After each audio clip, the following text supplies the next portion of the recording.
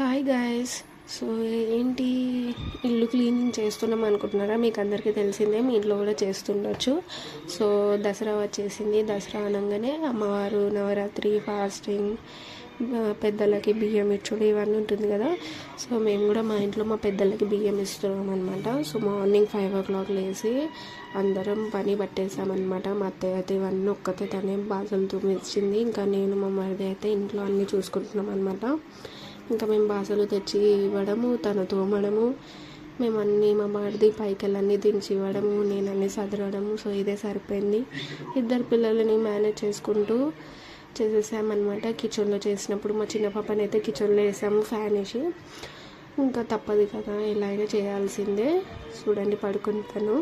So kitchen అయితే అయిపోయింది. అందుకే కిచెన్లో కొంచెం క్లీనింగ్ అంతా చేసేసి దానిని కిచెన్లో వేసి బయట రూమ్లో చేస్తున్నాం అనమాట. మళ్ళీ కిచెన్లో